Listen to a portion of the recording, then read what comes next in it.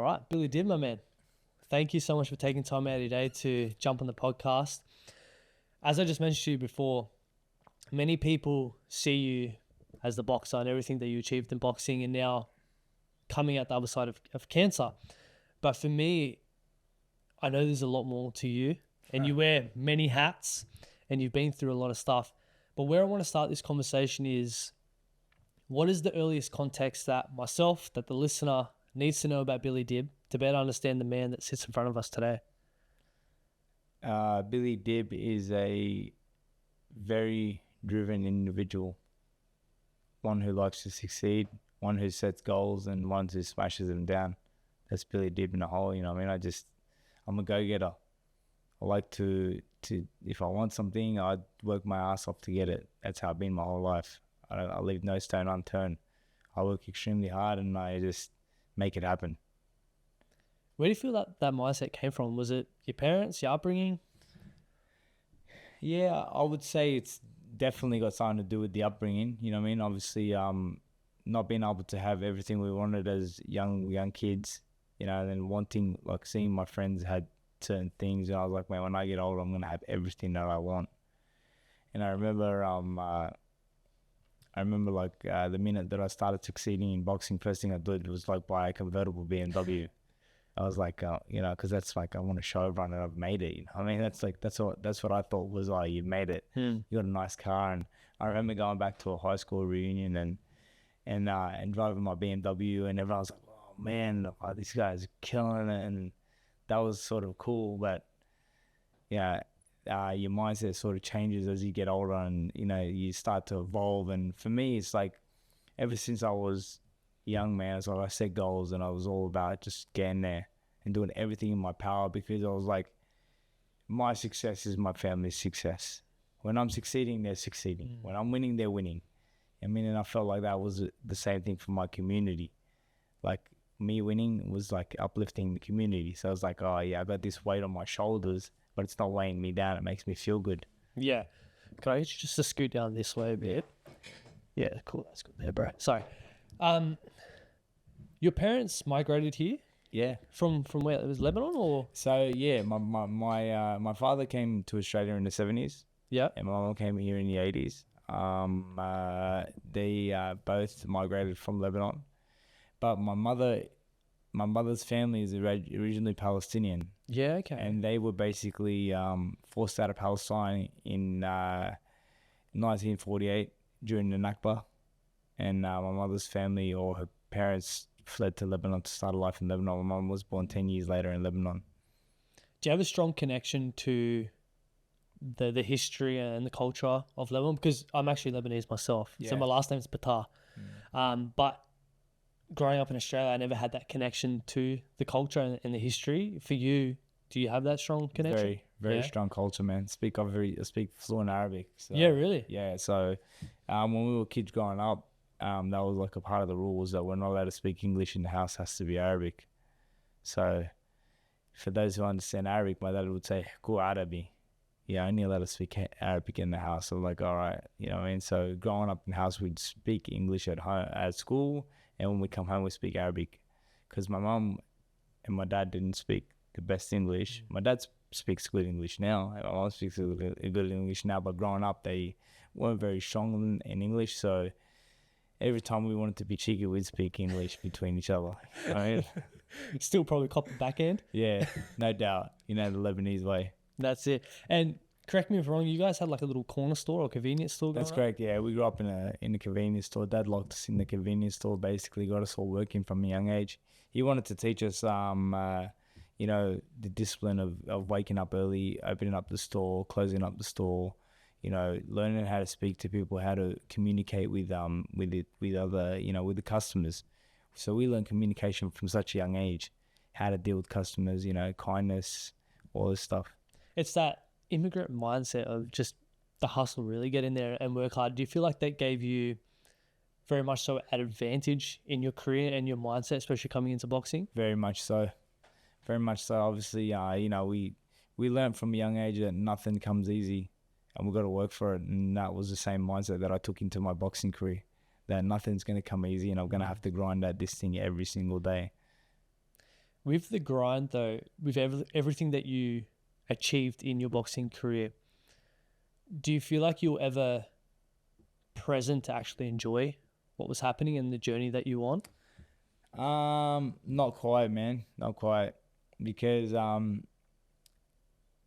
I feel like during my career I used to put so much pressure on myself that, like, for example, I was fighting in Madison Square Garden, MGM Grand, Mandalay Bay, all these amazing venues in America. And all I could think about was, all I got to do is just finish this prep, win the fight, and then I'm going to feel like, oh, champion again, you know. But I never really enjoyed the moment. I never savored the moment. You know, it's like now I look back and I'm like, oh man, I wish I enjoyed it a little bit more than I did. I didn't really enjoy it. I just was like, I always put pressure on myself. I got to win. I got to do this. I got to do that. You know, I got to look good. I got to make sure that I don't get bagged out on social media. All these things, you know what I mean? So, Did you feel like you could be yourself? Because when I was doing my research, I found an article in regards to the late passing of your wife, Sarah.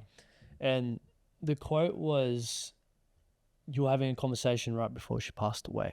And it said, does me fighting bother you? And she said, no, it doesn't. What bothers me is you do what everyone else wants you to do. You don't do what Billy Dibb wants. Do you feel like you just got caught up in chasing the fame, the achieving your goals, that you kind of lost who you were? I never got caught up in the fame, but the thing was, like, what she meant in that message was, do what you want to do. Stop doing what other people want you to do. And, like, for example, after losing my world title against Evgeny Gradovich, there was some family members that were saying maybe it's time for you to hang him up, you know. And I was sort of like, in mixed minds on knowing what to do. And she was like, when you do what Billy Dibb wants to do, you'll be happy. But if you're going to continue to do what others want you to do, you'll never be happy. And that's the truth. For me, obviously my boxing career was, it felt like it came and went so fast. And I feel like, I loved winning because I was winning. I wanted everyone else to win with me. I was one of those people that wanted to take everyone on a journey, and I worried about a lot of other people, when I should have been really worrying about myself. But it is what it is. It's I'm not going to say it's lessons learned, because it was an amazing journey. We had an amazing time. We had great fun, like we still talk about it today. Remember that time in the change room? You remember this? You remember that? You remember going over here? Like, we had an amazing journey. It was good times.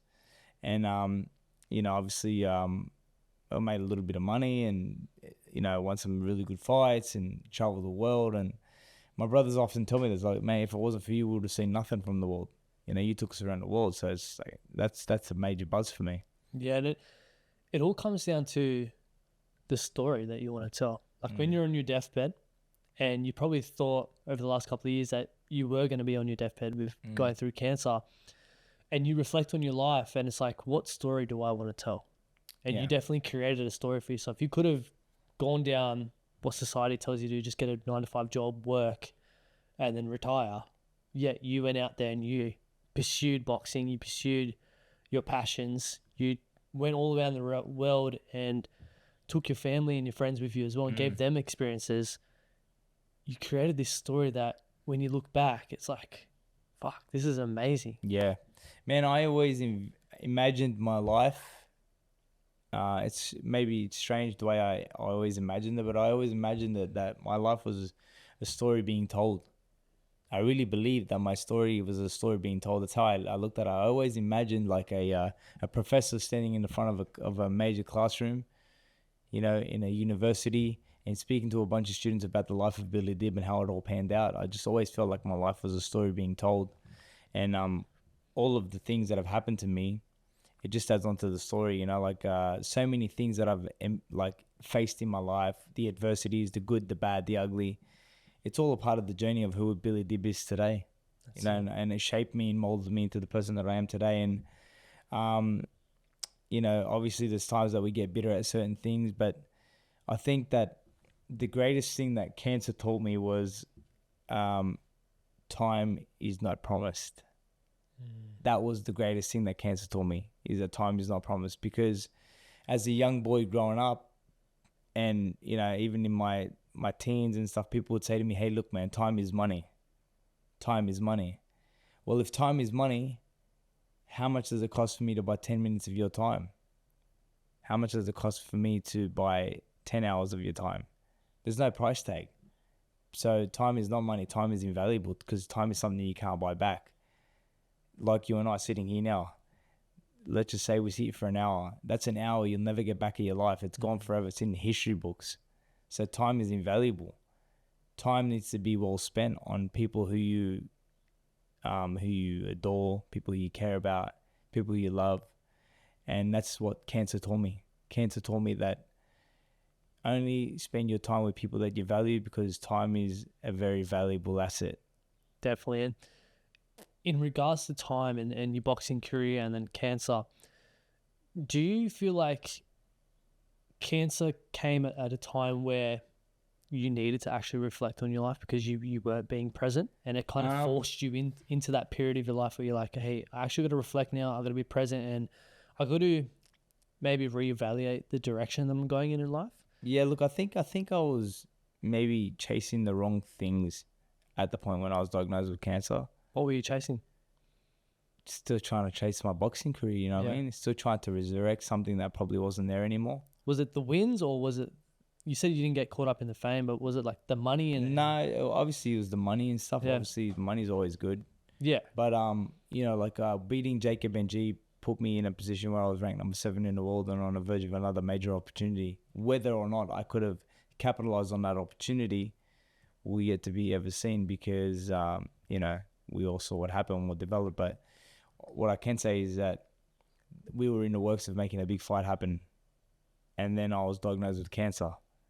And once I was diagnosed, it sort of like just fizzled out.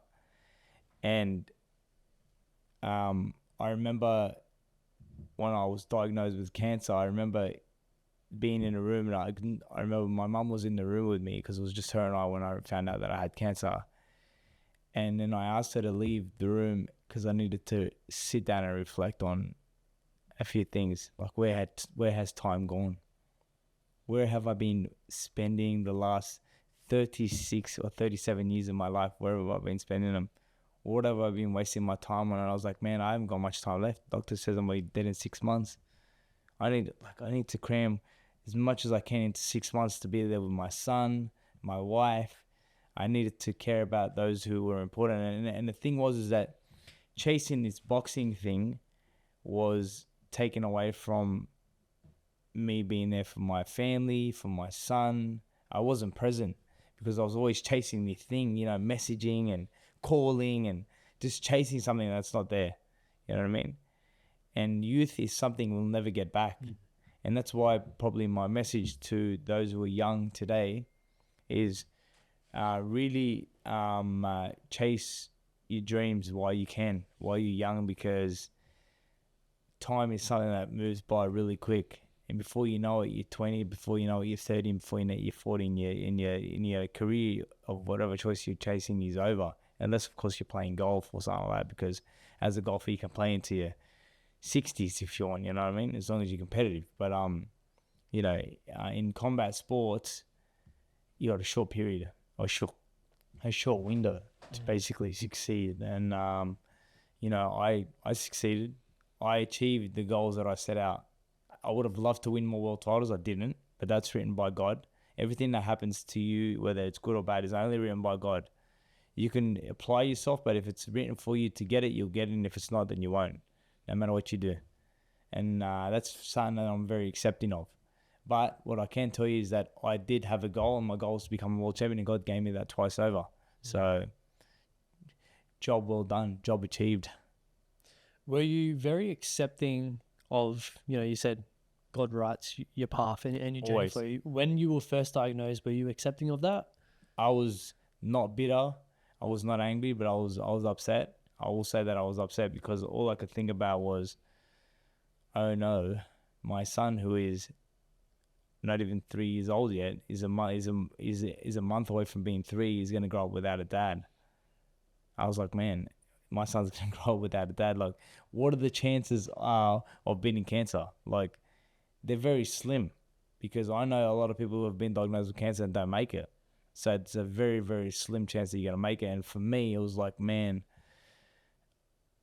I've got Sarah passed away from cancer. My uncle Hassan passed away from cancer. My cousin's son passed away from cancer. I'm like, man, what are my chances? You know what I mean? So like, I'm like, I've got 6 months to do everything I need to do, put everything in place to make sure that I secure my son and my wife's future. And that was a really daunting process, you know what I mean? And I had to speak to a few people about a few things. And, you know, I remember ringing my brother Emad and be like, man, I don't want to die. He's like, you're not going to die. And I'm like, I just don't want to die because who's going to look after my son? That was the only thing I kept saying, is like, who's going to look after my son? He was my major concern. And there was times where I was on the brink of death and I would get my phone out and record things for my son and just, you know, let him know that I've done everything in my power to try to beat this thing. It seems to be overtaking me, but you know, I don't want you to feel like you need to do anything in your life that you don't want to do. Don't let anyone push you into something you don't want to be. And you know, if you don't want to ever box, you don't have to box. If you do want to box, you do it. So you do whatever makes you happy. You don't have to do anything that anybody wants you to do. You just do whatever makes you happy. Make sure you're good to your mum, be good to your grandparents. I just left him a lot of messages, you know.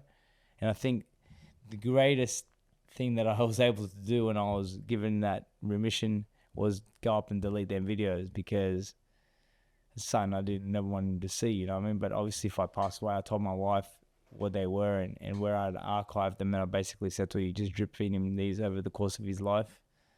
Let him know that I'm always there.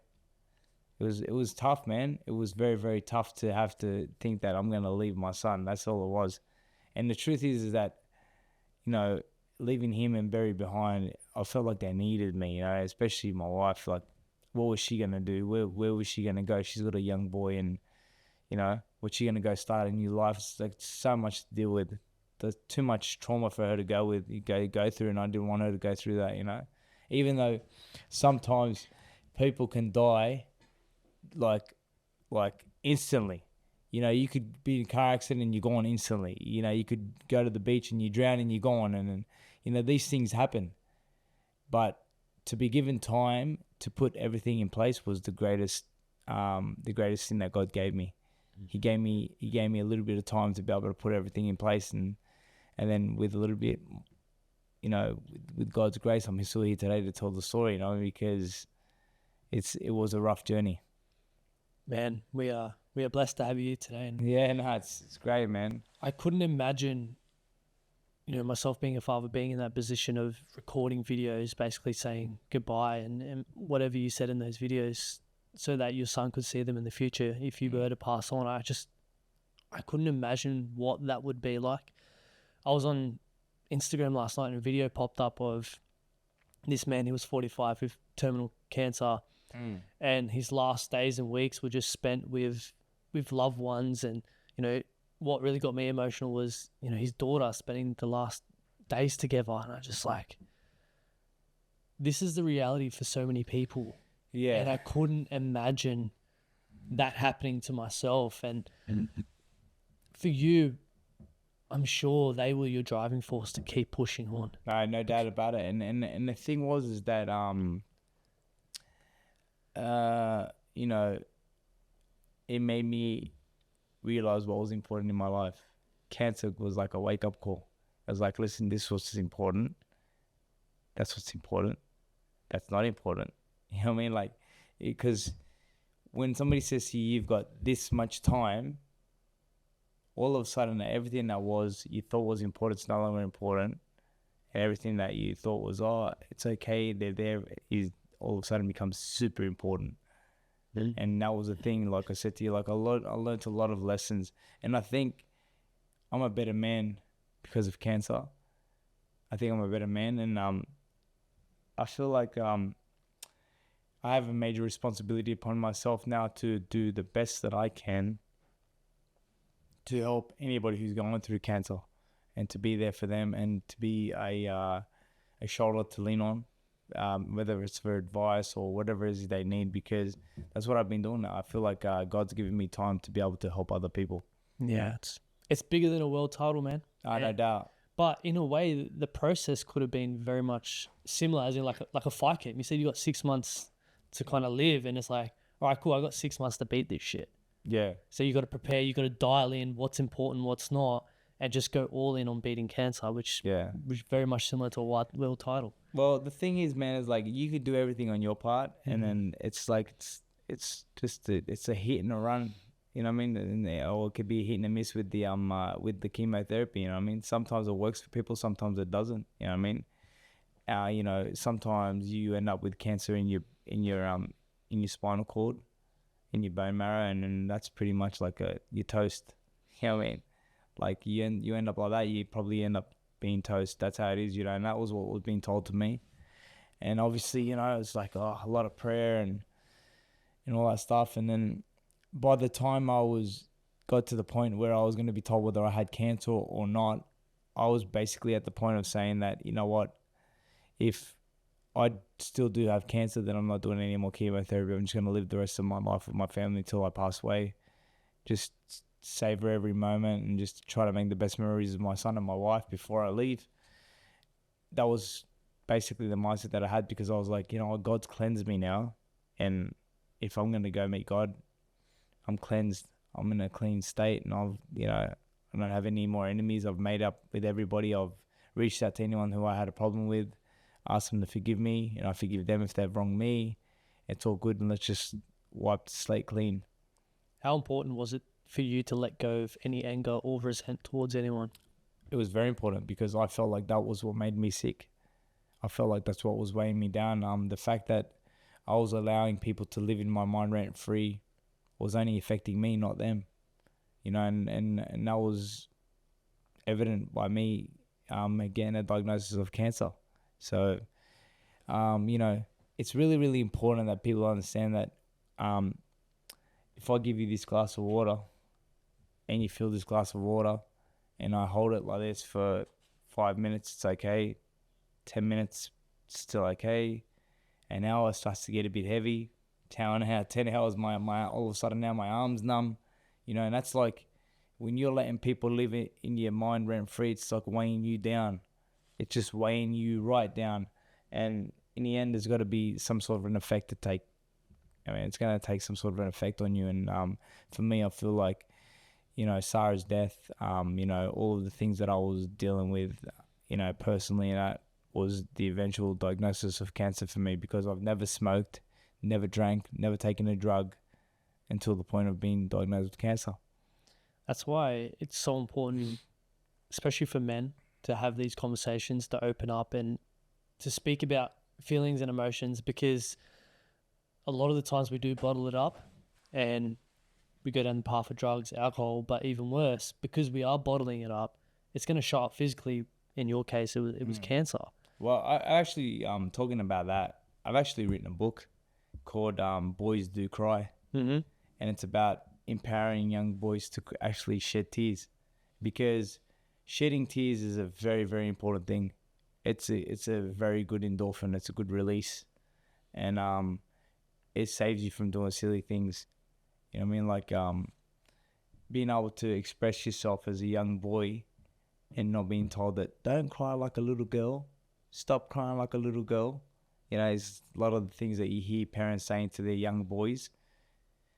And I feel like a young kid expressing that I can shed tears if I need to, it's a good thing, because crying has helped me in so many things. Crying's relieved me some, like I said, when I was told that I had cancer, I cried and I'd feel better. Mm-hmm.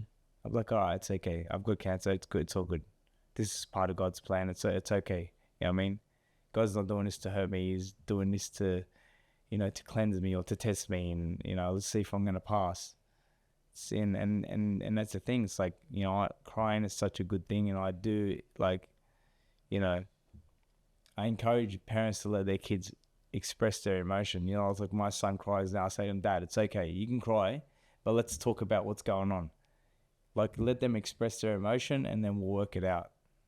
And I feel that crying would save you from so many things, i.e. for myself. Like, I remember being a young boy and my grandmother collapsed in front of me, and I started to cry, and somebody said, "Stop crying like a little girl. You're supposed to be boxing world champion one day." And right at that moment, they robbed me of the ability to cry. And for the next 3 years, I never shed a tear, not one tear, because I was like, I'm a boy, I can't cry, I want to be champion, you know. And then when my grandmother actually passed away, I was 17, and I remember being at the funeral, and one of my relatives was like, "Are you alright, man?" And I'm like, "Yeah, I'm fine." And he's like, "It's okay to cry." And the minute that he said that, I burst into tears. It's like he gave me permission to cry. That person who said what they said to me had basically taken the right from me to cry, and then my cousin gave it back to me. And I've had a couple of things happen during my life where tears, like, basically there was a situation that was about to take place, and shedding tears sort of like broke that down. And I was like, "Oh, okay, let's just let it be bygones," you know what I mean? Let bygones be bygones and just move on with it. And so I think it's really, really important that we express ourselves. Definitely. It's the release of that energy Exactly. that we keep pent up inside us. And especially yourself being a father to a young boy, to be able to lead by example and be like, hey, like, you can still be a man and cry. Yeah. Like, there's nothing wrong with that. And for you to be on the world stage and do everything that you did, you're a living example of, fuck, it's alright. It's alright to have feelings and emotions. We don't have to just be numb and bottle everything up, because what good is that? We lose men every single day to suicide because they feel like they can't express their feelings. 100%. And I feel like being able to express yourself will save you from that. I mean, shedding tears and letting your vulnerability be shown, it's not a bad thing. It's not a bad thing at all, I mean? Like, when I was sick, I cried so many times. I became so emotional. I'd see a video of something so minor and it made me cry, but it made me feel good. You know what I mean? It's like, I remember one of my cousins sent me a video of this person, and it was somebody that was in hospital, and watching it was like a happy video, but it still made me cry.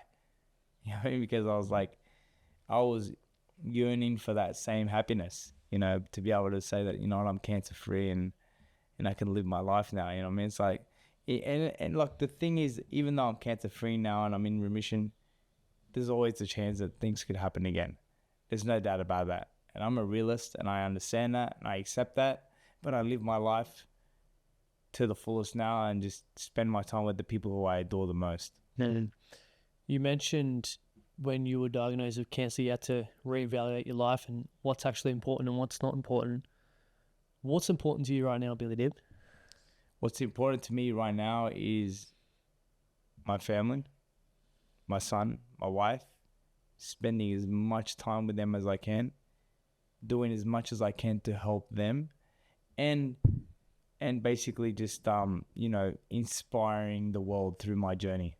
My newest goal in life now is to become one of the best, I would not say keynote speaker, I would not say storyteller, but one of the best speakers in the world, and basically inspire people to reach for their greatness, because there's greatness in each and every single one of us.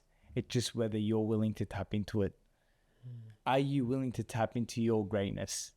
Are you willing to go that extra mile to find your greatness? And that's the message that I'm trying to portray today, and that's the message that I'm trying to put out there for people. What do you feel holds people back from actually achieving that greatness in life? Being embarrassed of failure. I think failure is something that people are very, very embarrassed about. But I would be more embarrassed in not trying. Because if you try and you fail, it's okay. You tried. You can get back up and try again. You just got to keep getting up and keep trying again until you get there. And that's what's so important, because I think that it's like, for me, when I was fighting and I was, on top, my biggest fear was losing, because I didn't want to let anybody down. That was my biggest fear. My biggest fear was being embarrassed on the world stage because I let my friends and my family down, you know what I mean?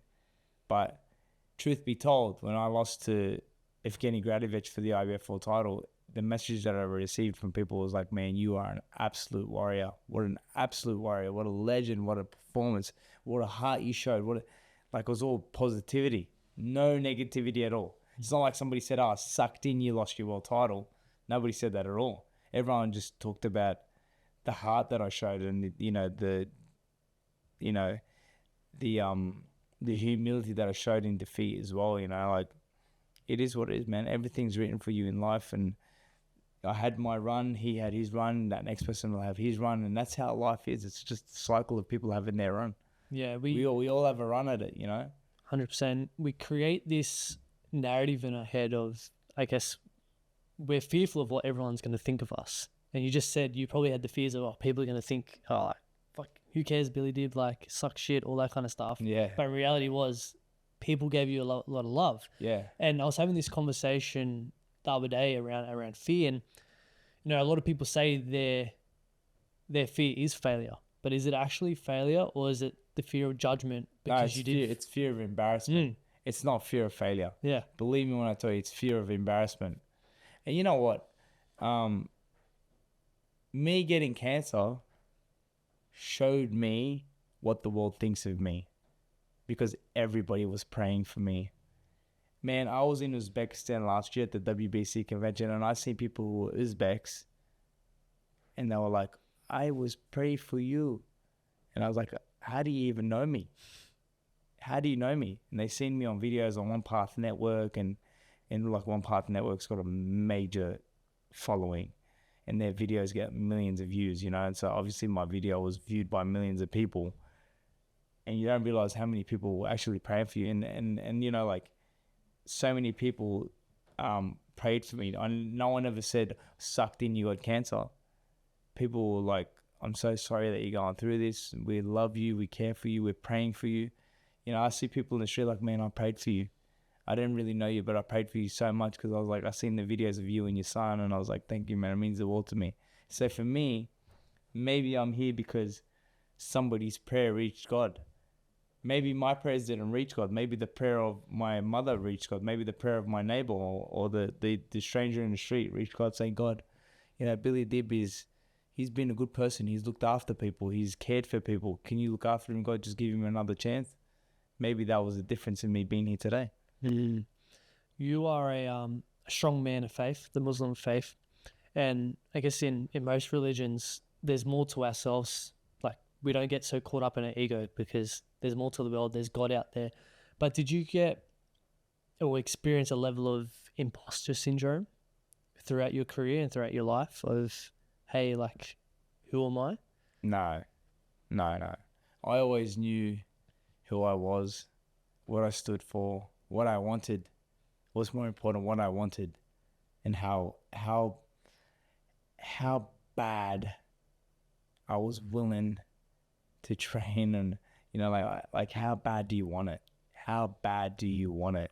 And that was like my mind process. Like I'd be running. I'm like, how bad do you want it, Bill?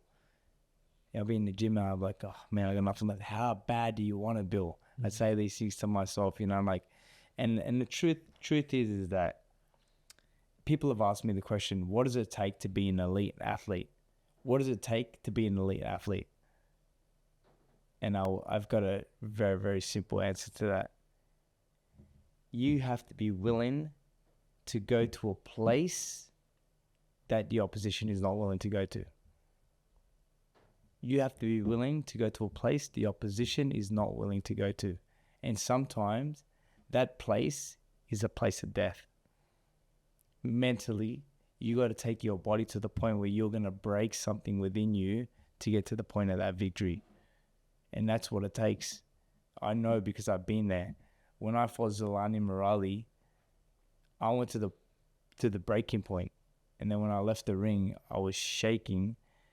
And I was shaking for hours after the fight. And I even sat in a hot bath and still felt like I was shaking. I felt like I'd broken something within me to win that world title, to win that fight.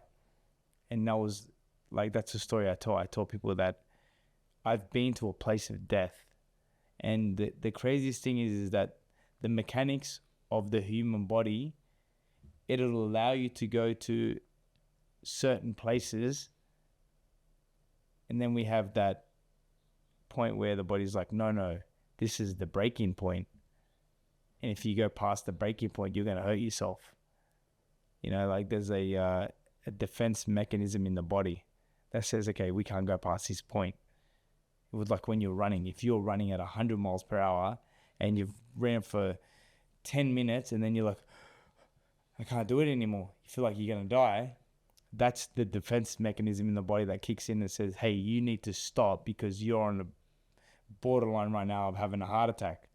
Just cut it out. And then you stop, you bring it back. And, you know, like I've been in fights where I was like, I can't go anymore, but I need to go because I need to win this fight. And that's the mentality of a champion, I believe. That's the mentality of a lot of champions. If you dig deep into a champion's mind, you'll see that he has gone to the place of death to become a champion. There's always more in the tank. Always. Are you a big visionary? Like you manifest a lot in your life? Because there was a quote, you said life starts with consistent vision. What's that consistent vision look like for you now? Right now, it's like I've got a clear vision of what I want to do. You know, like for me right now, it's like my goal now is obviously through my autobiography, A True Heart, is to basically hit the world circuit and start doing some speaking engagements and travel and inspire people through my journey, which I've been doing. That's the main goal now. And the consistent part of that is that I've got the vision. The vision's clear. I want to be a really strong speaker. Now the consistent part is to basically reach out to people, keep knocking on doors, keep turning up to events, keep taking the book, you know what I mean? And so like I've already sold close to 4,000 copies of my autobiography, and that's through me pushing it. Yeah. You know what I mean? Like I'm pushing it. I'm the one pushing it. I'm the one who's going out there and making people buy it and, you know, telling people you need to read this story. And I go to schools and I told the school, like, I need you to purchase 33 copies of the book and like a Y33. And I'm like, I'm going to give the class 30. And then the 3 that I'm going to have is for my talk. I'm going to sign each of those copies and I'm going to tell the students that they need to listen to what I'm saying. Because at the end of this session, I'm going to ask a few questions. And whoever answers the question right, 3 of the students will get an autobiography signed. All of a sudden now I've captured everyone's attention. It's all eyes on me. Everyone's focusing. I'm moving left, they move left. I move right, they move right. You know what I'm saying? I've got their full focus. And then when I ask the questions, no one get a question. No one answers wrong because they've all been listening. I've captured the audience with simply saying that I'm going to give away a couple of copies of the book. Yeah. Are you still doing a bit of boxing, or are you doing some coaching now? I'm training every day. Yeah. I've got a idea of possibly having an exhibition as like a farewell. You know what I mean? Like a farewell to leave the sport of boxing on my own accord. So it wasn't cancer that made me leave the sport of boxing. I left on my own accord, and it's not about trying to resurrect the boxing career or anything like that. That's something that's in the past now, but it's like a farewell. That's something that I have in mind. Whether it happens or not is not a big deal. It's not something that's weighing me down. It's not something that I'm, you know, it has to happen. It's just one of those things that it'd be nice for it to happen. If it doesn't happen, then it's fine, because I've got certain things that I'm doing in my life now, certain goals that I've set, and I'm just going to do everything in my power to keep smashing them goals down. And the really cool thing about what I'm trying to do now is just basically do a few talks, get a little bit of money, take my family on holidays, create some memories, come back, reset, do it again, reset, do it again. That's all it's about. It's just basically touring and taking my family and letting them have a good time. That's it. Creating lifelong memories. Experiences. Exactly. Yeah. For me, it's like with my son, like I just want him to be able to say, when I was a kid, my dad took me here, my dad took me there, we did this, we did that, and that's what it's all about, just creating memories for my son. On that, what's it like being a father? For me, it's no matter what I've achieved, becoming a father has been the number one achievement for me. What's it like being a dad for you? It's unbelievable. It's the coolest thing in the world. Like, just when I watch him doing his thing, and I'm like, man, this kid is funny. You know, like, he does something, I'm like, wow, that's really cool. You know, like, just to see and to think that, like, I told my wife the other day in a text message, I was like, I sent her a picture, and I sent her a picture of our son when he was little. And I was like, can you believe that with God's permission, you and I have got this kid? He's ours because God gave him to us. Can you believe that this little guy is ours? And the things that he does and says, she's like, is such a blessing. because he's just one of those guys, man. He's got the ability to walk into a room and he lights up the room, you know what I mean? He just with the way he carries on and things that he says, and like just I'm like, man, you're 4 years old, dude, calm down. Yeah. You know what I mean? I don't care. Doesn't matter that I'm 4. They have I'm Spider-Man. You know what I mean? Like all these things. Like it's, Dad, when I do, you got to fall on the ground. All right, Dad. Oh, you know what I mean? Like, now, Dad, I'm not going to be Hulk smash and like all these things, you know. It just makes me really, really happy, you know, to see that he's happy and, you know, he's having fun and that. And my son's really switched on, bro. For a 4-year-old, like he knows all about the cancer journey and everything. Like he talks about it all the time. Like just the other day, he was telling somebody, oh, my dad had cancer and my dad had to go in an ambulance, and he doesn't forget anything, man. He's got like a photographic memory. He sees an ambulance, like, yeah, my dad had to ride in one of those to the hospital when he had cancer. So it's like, it's a lot for a kid to take in, man, but I think that helped him mature a lot quicker. Yeah, I was going to say, how important was it for you to just be open and honest about everything that was happening? Because there is a lot of situations where parents will kind of protect their kids from that. But how important was it for you to actually share? I was very open with it, man. I was so open with it, and I talked to him about it. And I remember after being in hospital for 6 weeks, they finally gave me a few days after negotiating with them, telling them that I just couldn't take it anymore. I needed to see my son, because my son couldn't come to the hospital. I'd have to go outside to see him, and it was so hard to go outside, you know, because I was scared of catching an infection or anything like that. So when I eventually got to go home, and I remember the first morning when I woke up, I was like, hey, Laith. And he goes, yeah. I said, do you want to see something really cool, Dad? And he's like, what is it? So I was like, I'll show you how my hair falls out, Dad. And I remember grabbing my beard, and I pulled my beard, and like a whole bunch of hair came out. And he's like, oh no, like what's going on, Dad? I said, Dad, my hair's falling out. And then I was like, showed him like that my hair's like actually falling out. And then I was like, I'm gonna shave it off, Dad. I'm gonna shave it all off today. And then I remember shaving it off, and there was like the few days that I was at home, I was sick of that. And he was like, Dad, should I get you a vomit bag? Like just like 3 years old, should I get you a vomit bag? I'm like, oh man, this kid's too much for this kid, you know what I mean? But he understood, and I was very vocal about it on social media, because I was like, if I don't make it, I want my son to know that I did everything in my power to beat it. You know, I tried my best, and I was very open about my journey. And a lot of people ask me, like, why are you so open about your cancer journey online, and why are you sharing it with the world? And I was like, listen, it's more about my son.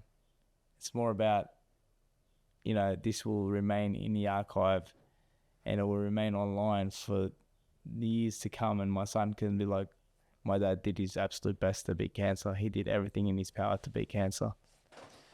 What has Leif taught you about life? A lot about, you know, just the responsibility of a parent, you know what I mean? Like when you're a kid and you're doing things, and you know, like my mom and dad would be like, oh, we don't want you to go to the beach today, or nah, please don't go there, and what, you know, like, because they're worried, because a child is such an expensive asset, you know what I mean? Like that's the most expensive asset you have in your life, and it's like something that was given to you free of charge through God's permission, and it's an expensive asset. Like he's my most valuable asset. He's my most valuable piece in my life. If without him, I'm empty, you know. And my wife, we often say that, like when he's asleep at night, it's just her and I sitting there, like, could you imagine life without him? It would be so quiet, be so empty. But when we were first married, and it was like all so much fun and everything, but then all that changes. But I wouldn't change that for anything, because he's the greatest thing that ever happened to us, you know. Like he's taught me so much about what my parents went through as parents, trying to bring us up, you know, and wanting to give him the best. And yeah, man, it's a great responsibility, and I take it with both arms open. I love it. It gives you so much more respect for your parents too, 100%. knowing that you were a little shit, Yeah. and the pain that you put your parents through, but it was so worth it. My son is funny, man, because we'll be in the car and I'm like, Dad, listen, when we get to Tata and Judo's house. I said, I'm going to need you to go inside, say hello to everyone. He's like, listen, don't tell me what to do. So I'm not joking. So he says, Dad, I don't want to do that. I'm not saying hello to anyone. I don't want to shake anyone's hand. I said, Dad, but they love you. I don't care. I don't want to shake anyone. I just want to play with Hamudi. I just want to play with the kids. I'm like, I understand you want to play with the kids, but I need you to say hello to Tata and Judo when you walk in. He's like, nah, I'm not doing that. You know what I mean? And then I said, all right, we're going home. He said, okay, let's go home. That's the type of mentality he has. I'm like, what the hell is wrong with this kid, man? Attitude, eh? Just, man, just attitudes like at that top level, you know, like that. You need to calm down, man. It's the best. My daughter's into AC/DC at the moment. Yeah. And one of the songs, TNT, it goes, oi, oi. And she loves sitting in the car and singing it. Yeah. And the other morning, every time I hop in the car, she goes, oi, like she wants me to put it on. And she sees me putting it on and she goes, good boy, daddy. Like, just the attitude to be like, yeah, you play my song. Yeah. It's the best. And you can't help but just laugh. My son makes me play Shakira, Waka Waka, eh. Dad, put Shakira, Waka Waka. I said, oh, no. And he wants me to crank it too. Yeah. Windows open and all. Yeah, they're just no care in the world, eh? No. And I think that's what's the beautiful thing about kids is there's no filter. They just don't care and they're just living life. It's just innocent, man. It's innocent. It's so innocent, you know what I mean? I feel like as adults, we should really take a lot of lessons from kids and start to tap into our inner child too. For sure. Listen, you know, I got somebody that's in my life who's basically carefree about everything, just like really just goes with the flow. And my mom said something to me the other day. She goes, he'll live a long life because he's not got no worry in the world. He's just living his life, doing the best that he can, and just always happy, always cracking a joke. And that's the truth, man. Because living with a weight on your shoulders can't be good for your health. It really, really can't. And living with worry and stresses and you know, society does that to you, man. Society does that to you. Because nowadays, you know, we all want that flashy house. We all want that flashy car. You know, we all want to be like somebody else. I mean, some people who you see succeeding in their life today or, you know, have got a lot of property or got a lot of money, and they come from, that's generational wealth. You know what I mean? Because you know yourself, in this day and age right now, to buy a house on a regular job, you and your wife, and it's just a hard thing to do, you know what I mean? But it's like, you see a lot of people who have got these amazing cars and houses, and they're thinking, how could that possibly be? You know, that's a $20 million home or $50 million. That's generational wealth. That's passed on, you know what I mean? Like, you know, and when it gets passed on, it gets passed on. So there's always going to be that generational wealth, people that are passing things on, you know what I mean? It's like, but you don't have to weigh yourself down and all that. You know what I mean? Like, people fall into mortgages that they can barely meet. And, you know what I mean? Like, they're working their asses off 24/7 just to pay off a house. What's the point? You're going to die one day anyway. You're not taking that house with you either. That's it. At reality, you don't own anything. And you're leaving it behind for somebody else. Mm. So everything you buy is going to be left behind for somebody else. Because there's a time in life where you're going to leave. You know what I mean? Cars are left behind. Houses are left behind. Jewelry is left behind. You take nothing into that hole with you. And, you know, I think the greatest lesson that I've been learning is that it's the memories that you leave as what's important. You know, the story you tell and the memories you leave behind and you know, my son, he doesn't care if we live in a mansion and he doesn't care if we have yachts and all that stuff. He just wants to play. He knows nothing about that right now. He just wants to play. He wants to have fun. He doesn't care whether we live in a 10-story home or a 10-room bed mansion or whatever it is. You know what I mean? Like, he just wants to play. To him, it's like, can we just go play? Can we go to the park? Live in a shack. Take me to the park every day. Buy me a Slurpee, dude. You know, that's what my son wants. He just wants to have fun. That's all they want. Is they want the most valuable asset, which is time. Mm. Yet we put our times in other areas, as you said, working to pay the mortgage, and we don't even spend time with our kids, which in the long run is going to affect your relationship and your connection with them. You wake up at 6 a.m, you have a shower, you get dressed, you go to work. You finish work at 4 o'clock, you drive home. It's like sleep, eat, repeat every day. It's like there's nothing exciting about what's going on in your life. You know what I mean? It's like, I'm running around every day just trying to pay off this stupid mortgage that I have, and that's a story you hear from people all the time. What are some of the lessons and values that you want to instill into life? Have a lot of humility. Mm. I want him to be a person of like complete humility. I want him to be such a good kid. I want people to say, there goes Billy Dibb's son, Lath. He's a little legend, you know what I mean? That's what I want for him. I want him to be a God-fearing person, and I want him to be somebody who wants to achieve success. You know, and I always tell him every day, Dad, you can be whatever you want to be, and you'll be the best at it. Believe me, Dad, you're going to be the best. These are the things that I tell him all the time. Dad, you're going to be the best. Dad, I love you so much. Dad, you're the best. Every day I tell him I love him. Every day I tell him you're going to be the best. Dad, you're a champion, Dad, because that's the mindset that I want him to have. I'm the best. I am the best. My dad told me that I'm the best. I am the best. I mean, I don't want no negativity in his life. I want him to know that, Dad, if I throw a ball at you, Dad, you can hit that ball because you're the best, Dad.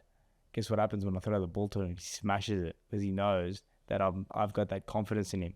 Oh, I don't think you can do it. What's going to happen if I tell him that? He's not going to do it because I'm putting that negativity in his head. I said, Dad, I want you to put your hands up, your elbows in, Dad. I want you to go 1, 2, left hook. Do you think you can do it, Dad? Because I know you can do it, Dad. I know you can do it. I can do it, Dad. Of course you can do it. Do you know why you can do it, Dad? Because you're my son. And I believe in you. And guess what he does? Bang, bang, bang. He does it like a complete pro. What do you want to teach him about adversity? Because life's not always going to go his way. He already knows. Yeah. He already knows, man. He already knows because he's seen what his dad's been through. I'm telling you, for his age, he knows. He knows, like, like that. There's things that go wrong. He knows that there's things that go wrong. Like, when Jacob NG picked me up and tossed me on the canvas, he knew what was going on, you know what I mean? He cheated, Dad. That's cheating. That's not allowed. You're not allowed to do that in boxing, you know what I mean? Like, but he knows about adversity and I am going to teach him about that stuff. And he's going to know that you can't just have everything you want. And I don't give him everything that he wants. And he needs to understand it. Sometimes he's a kid. Kids have a tantrum or whatever. I said, no problem with that. You can have that tantrum. We'll talk about it when you're ready. Because crying is not going to resolve this right now. You want this now, but I want to give it to you tomorrow. We have to meet halfway. What are we going to do? You going to keep crying and carrying on? I'll just walk away and let you do your thing, and I'll see you after. So I am going to teach him all about that stuff, you know what I mean? But he needs to know. It's like, for example, he's playing a video game and he loses in the video game. He gets angry with the video game. Oh, I lost again. I said, that's all right. Try again. Can you do it for me? No. I said, Dad, if I do it, you didn't do it. I did it for you. You need to do it again. Dad, you need to do it again, not me. You know what I mean? Or like, for example, we'll play a card game and we're flipping cards and he loses. I said, that's all right. I won now. You might win next. You're not going to win all the time. So I'm slowly teaching him these things about sometimes you're going to win, sometimes you're going to lose. But regardless of all that, I still want you to have the mentality that I'm the best. Like we've got a really close friend of mine who's extremely close to me. His name's Adam. And Adam is the type of person who has that mentality. I'm the best. I'm this and I'm that. And he picks on my son, My son's 4 and Adam's 50. But you know what my son says to him? I'm the best. Yeah. He says, no, I'm the best. And my son says to him, no, my dad told me I'm the best.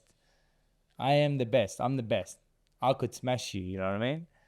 That's my son's mentality. And I love that. That's what I want him to be. I want him to have humility. I want him to be humble, but I want him to always believe that he is the best. You mentioned you also want him to be a God-fearing man. Yeah. What role has faith and religion played in your life? Massive. I'm only here today because of faith. Faith, family, friendship, and love. That's the only reason why I'm here today, man. And faith's been the number one thing that's gotten me through every single adversity in my life. Sarah's passing, losing fights, losing things, being diagnosed with cancer. Faith has been the number one thing that's allowed me to overcome it. My connection with God. My connection, that knowing that nothing happens to you without the permission of God. No calamity befalls you without the permission of God. God is all knowing. God is all seeing. And I just follow the path. I've been having this conversation with people, but also myself lately around God, around the connection with God, and also around men's mental health and suicide, and the way society is now, where we're lacking that faith in God, we're losing that connection to a religion, and we're feeling like we have to take on life by ourselves, and we've lost that faith and that hope, which actually helps us to go through these tough times. Like, yes, we have to take action by ourselves, but if we don't have, I guess, God in your corner, it's going to be very hard to push through any sort of adversity that comes your way. And you just said, like, for yourself, if you didn't have God in your corner, you probably wouldn't have gone through what you went through. How do you feel as a society we gain that connection back to God, whoever people see God as? Because everyone has a different belief, but God in general, how do we feel we gain that connection back? Some people are atheists, but they need to find something that's bigger than themselves. If they dealt with the calamity in their life, there's got to be something bigger than them that they look up to or they look for. Because if you have no faith in God and you are told that you got 6 months to live, what's the first thing that's going to come to your mind? See, the thing is that, let's just say I'm speaking to a room of 500 people, and in that room, there's 400 people who believe in God, and there's 100 people that don't believe there's a God there. There's, they are possibly not really, they got to look something bigger. Some people find peace in the ocean. Some people find peace in the sun. You know what I mean? Like the sun, but it's bigger than them. There has to be something bigger than you that you believe in, because in order to overcome something in your life, it's got to be bigger than you. You need to believe in something bigger than you. And for me, that's believing in God, believing in a higher power, that Allah subhanahu wa ta'ala is the all-knowing and all-seeing. And Allah sees my pain. Allah feels my pain. But this is just a test for me. You see what's going on in the world today with Palestine, right? Palestinian kids, mothers, fathers, grandmothers, grandfathers have been massacred. Murdered is basically what they've been. They've been murdered, because that's what it is. It's murder. But a parent loses his child and he says, Alhamdulillah, which means thank you, God. Because he knows that his child doesn't belong to him. It belongs to God. We are all children of God. We don't belong to our parents. My son doesn't belong to me. He belongs to God. But God has given me the honor of raising him and the honor of being his father, and my wife being his mother, and the responsibility of looking after him and nurturing him and helping him grow into what we hope is going to be a beautiful young man.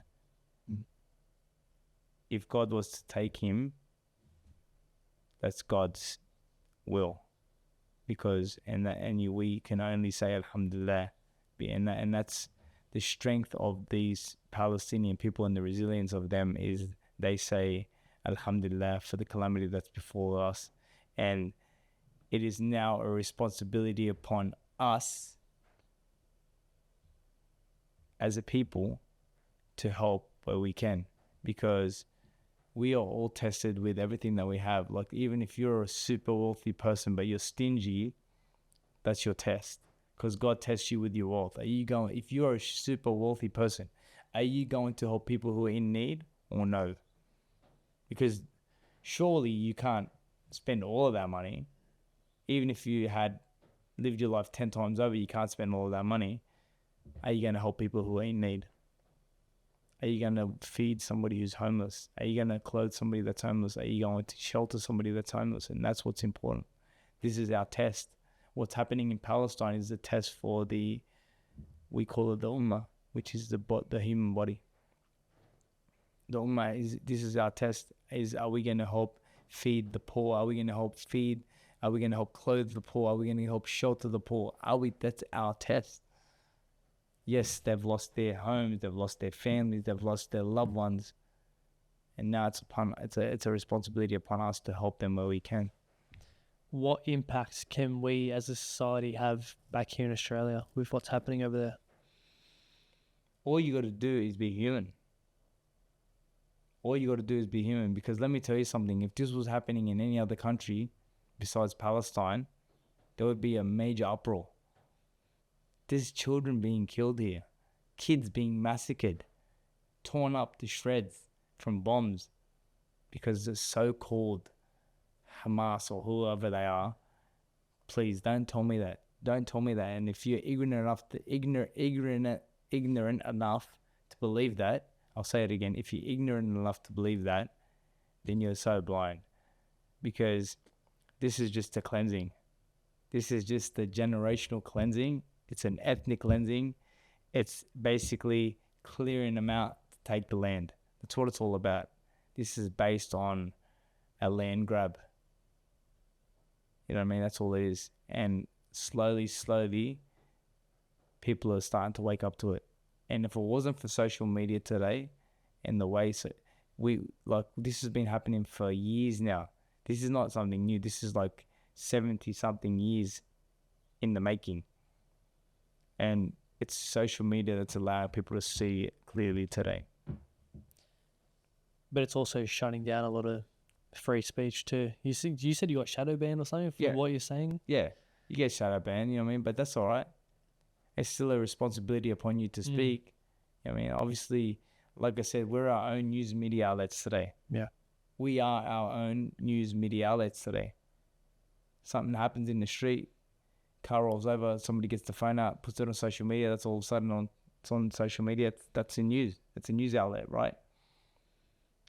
And the world is a sad place. When you can sit back and watch kids being killed and not feel something in your heart, you're a piece of shit. I'm openly saying that. I don't care who you are, whether you live in Australia or wherever you live in the world.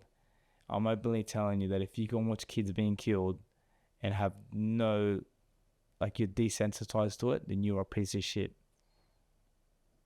You're a piece of shit. Yeah, I don't want to say that I wish bad upon you, because I don't, but you're a piece of shit of a human. If you can sit back and say, "Oh, I sucked into that Palestinian kid who just got blown to shreds, who's innocent, has nothing to do with it, just born into a life of hatred," you know what I mean? Because like these young innocent kids that are born, Palestinian kids that are born, what do they know about what's going on in the world? How do they know that, what's it to them? All about the dead. Yeah, it's disgusting. And there's people out there who are like, "Oh, I sucked into them." There is. There's people in the Australian media who are like that. And I'm openly telling them, you guys are pieces of shit. Yeah. I'd love for them to come and tell me to my face how they think that I'm wrong for saying that. Tell me to my face. Come see me and tell me to my face that me calling you a piece of shit is bothering you because you're okay with watching kids die. And if you're a parent, could you watch could you watch that happen to your kid? You know what happens to me when I see them videos? I'm like, I envision that could be my son. And I feel to say, thank you, God, for allowing me to have my son in a safe country like Australia. Do you know what I mean? Yeah, makes you more grateful and cherish your loved ones because not everyone gets to live where we live. Yeah, for sure. Billy, this has been an amazing conversation. We have a closing tradition where the previous guest leaves a question for the next guest without knowing who it is. So the question for you, Billy, is if you were to look back on your life and have regret about something you didn't do, what would that one thing be? Looking back on my life and having regret.